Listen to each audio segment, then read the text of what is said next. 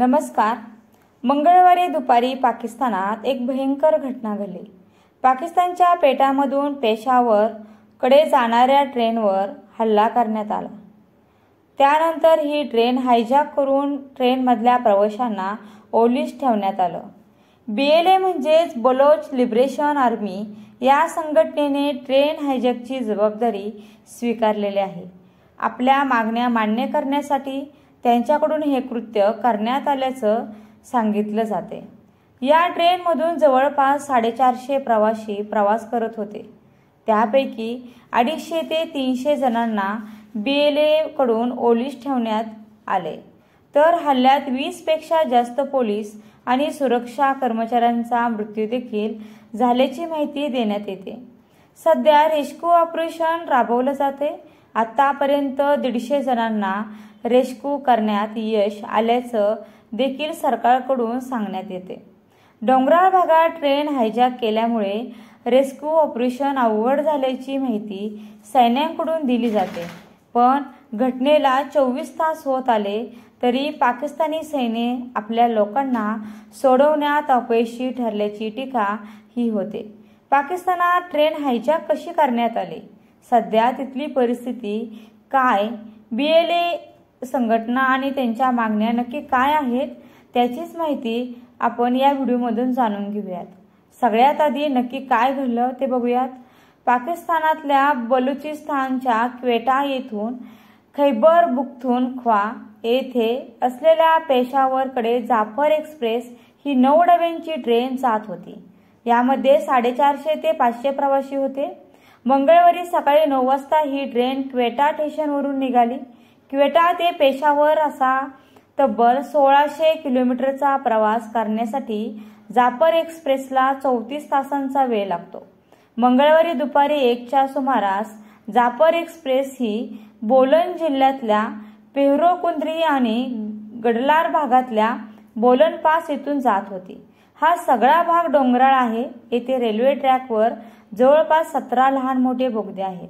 यापैकी CB जवळच्या tunnel number 8 जवळ जाफर एक्सप्रेस आल्यावर बलोच लिबरेशन आर्मीच्या लोकांनी गाडीवरती बॉम्ब केला. आधी रेल्वे ट्रॅकवर बॉम्ब हल्ला करण्यात आला, ज्यामुळे जाफर एक्सप्रेसचा लोको पायलट जखमी झाला. त्यानंतर BLAच्या सदस्यांनी अंदाधुंद गोळीबार करत ट्रेनवरच्या सुरक्षा रक्षकांवरती हल्ला चढवला. यामध्ये सुरुवातीला 6 सुरक्षा रक्षकांचा मृत्यू झाला. त्यानंतर BLA कडून ट्रेनचा ताब्या घेण्यात आला. या हल्ल्यात लोको पायलटचा मृत्यू झाला आणि यानंतर BLA कडून एक जारी पत्रक करण्यात आलं आणि या हल्ल्याची जबाबदारी घेण्यात आली. तसे ट्रेनमधील महिला, लहान मुलं आणि बलोच नागरिकांना सोडवण्यात आल्याचं यांनी BLAनी स्पष्ट केलेलं आहे. पण या ट्रेनमधून प्रवास करणारे पाकिस्तानी लष्कर, police, anti terrorism force, inter service इंटेलिजन्सच्या अधिकाऱ्यांना मात्र ओलीस ठेवण्यात आलं. हे अधिकारी सुट्ट्यानिमित्त पंजाबला चालले होते याची माहिती BLAला होती. त्यामुळेच या ट्रेनवर हल्ला करण्यात आल्याचं सांगितलं जाते. या घटनेनंतर पाकिस्तानी सैन्य आणि बलोच पोलिसांकडून रेस्क्यू ऑपरेशन जारी करण्यात आलं. पाकिस्तानी लष्कराकडून एअर स्ट्राईक आणि ड्रोनच्या माध्यमातून BLAच्या सदस्यांवरती हल्ला करण्यात आला. पाकिस्तानी सैन्याकडून या संपूर्ण परिसराला घेराव घालण्यात आला. हा भाग डोंगराळ आणि दुर्गम असल्यामुळे आणि ट्रेन बोगद्यात असल्यामुळे रेस्क्यू ऑपरेशन करण्यात अडथळा येत असल्याचं सांगितलं जाते. सध्या दोन्ही बाजूनं मोठ्या चकमकीत होत असून यामध्ये हा व्हिडिओ शूट होईपर्यंत लष्करांचे 20 जवान आणि LAचे 27 सदस्य मारले गेल्याची माहिती देण्यात येते. तसेच आतापर्यंत 150 जणांना सोडवण्यात लष्कराला यश देखील आल्याचं सांगितलं जाते. सुटका करण्यात आलेल्या बंधकामध्ये 58 पुरुष, 31 महिला आणि 15 लहान मुलांचा समावेश आहे. पाकिस्तानच्या सुरक्षा सूत्रांनी दिलेल्या माहितीनुसार सुरक्षा दलाच्या कारवाईमुळे दहशतवादी छोट्या गटात विभागले गेलेत. अनेकांना रेल्वेतून डोंगराळ भागात नेण्यात आले आणि दहशतवाद्यांकडून महिला आणि मुलांचा ढाल म्हणून वापर केला जात असल्याचं देखील पाकिस्तान सरकारकडून सांगण्यात येते. पण BLA कडून मात्र हा दावा फेटाळून लावण्यात आलाय. आंतरराष्ट्रीय कायद्याचं पालन केल्यामुळे महिला आणि मुलांना आपल्या बाजूने सोडवण्यात आल्याचंही BLAने म्हटले. तसंच आपण 214 सुरक्षा रक्षकांना बंदी बनवण्यात आल्याचंही त्यांनी सांगितले. BLAकडून पाकिस्तान सरकारला 48 तासांचा अल्टिमेटम ही देण्यात आलाय. बलूच लिबरेशन आर्मीने बंधकाच्या बदल्यात बलूच राजकीय कैद्यांची सुटका करण्याची मागणी केलेली आहे. मागणी मान्य न झाल्यास मुदत संपल्यानंतर दर तासाला 5 बंधकाची हत्या करण्यात येईल आणि हे चक्र शेवटपर्यंत सुरू राहील असं संघटनेने म्हटले.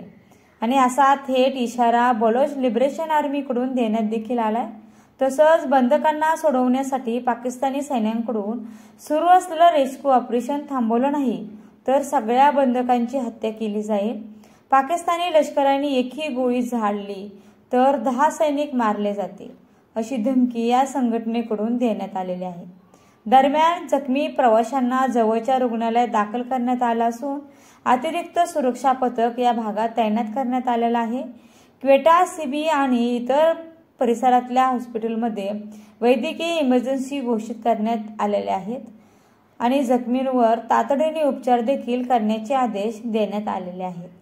तसंच सुटका झालेल्या प्रवाशांना जवळच्या स्थानकावरती आणण्यात येत आहे आणि त्यानंतर त्यांना त्यांच्या घरी सोडवण्याची व्यवस्था ही करण्यात येत असल्याचं सांगितलं जाते.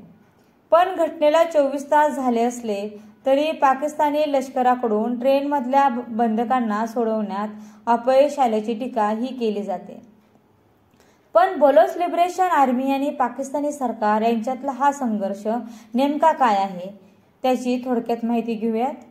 बलोचिस्तान लिबरेशन आर्मी या संघटनेची स्थापना 2000 साली करण्यात आली. स्वतंत्र बलोचिस्तानच्या मागणीसाठी ही संघटना स्थापन करण्यात आली होती. 2006ला या संघटनेवरती पाकिस्तान सरकारकडून मात्र बंदी घालण्यात आली आणि या संघटनेला दहशतवादी संघटना म्हणून घोषित करण्यात आलं. या संघटनेला पाकिस्तान सरकारचा कारभार अमान्य आहे. बलुचिस्तान हा नैसर्गिक संसाधनासाठी चांगला प्रदेश म्हणून ओळखला जातो, पण तरीही इथली जनता मात्र अतिशय गरीब आहे आणि अत्यंत हलाखीचं जीवन देखील आजही जगत आहे. या परिस्थितीसाठी पाकिस्तान सरकारच जबाबदार असल्याचं बलूच लिबरेशन आर्मीचं म्हणणं आहे. पाकिस्तान सरकार त्यांच्या प्रदेशातील संसाधनांचं शोषण करत आहे आणि बलूच लोकांना मूलभूत सुविधाही पुरवत नाही असं त्यांच्याकडून वारंवार सांगितलं जातं. BLAचा दावा आहे की पाकिस्तान सरकारनं नेहमीच बलूच लोकांशी गैरवर्तन केले आणि म्हणूनच त्यांची ही संघटना याविरुद्ध लढत आहे. तसंच पाकिस्तानमार्फत बलुचिस्तानमध्ये होणाऱ्या चीनच्या वाढत्या हस्तक्षेपावरही या संघटनेचा आक्षेप आहे. या प्रांतातील गदार येथे पाकिस्तान सरकारी चीनी सरकारच्या मदतीने आंतरराष्ट्रीय दर्जाचं बंदर उभारते आणि यामुळे तेथे आता हजारो चीनी तंत्रज्ञ असतात. त्यांच्या बरोबरीने पंजाब प्रांतातील पाकिस्तानी सुद्धा आढळतात आणि यामुळे पाकिस्तान बलुचिस्तानात बिगर बलुची समाज वाढवतोय आणि बलूच नागरिकांना अल्पसंख्याक करण्याचा त्याचा डाव असल्याचं बलूच लिबरेशन आर्मीचं म्हणणं आहे. यामुळेच या संघटनेकडून आजवर अनेकदा पाकिस्तानी सरकारच्या अधिकाऱ्यांना टार्गेट केलं जातं. तसंच पाक-चीन इकॉनॉमिक्स कॉरिडॉर कडून उभारण्यात आलेल्या प्रकल्पावरही या संघटनेने अनेकदा हल्ले चढवलेत. पाकिस्तानसोबत त्यांनी चीन सरकारला सुद्धा थेट इशारा दिल्याचं पाहायला मिळतं. या संघटनेने एकूण 6000 सैनिक आहेत आणि त्यांना रशिया आणि इतर देशांचाही पाठिंबा असल्याचं देखील सांगितलं जातं आणि त्यामुळे आपल्या मागण्या पूर्ण करण्यासाठी या संघटनेकडून आता पाकिस्तानी अधिकारी प्रवास करत असलेल्या ट्रेनला लक्ष्य करून हायजॅक करण्यात आलं. पाकिस्तान सरकार आपल्या अधिकाऱ्यांना कसं सोडवणार आणि या संघटनेचा बंदोबस्त कसा करणार याकडे आता सगळ्यांचं लक्ष लागले. या सगळ्यांबद्दल तुम्हाला काय वाटतं? तुमच्या प्रतिक्रिया कमेंटमध्ये नक्की सांगा आणि व्हिडिओ आवडला असेल तर व्हिडिओला लाईक, शेअर आणि चॅनलला सबस्क्राईब करायला विसरू नका. धन्यवाद.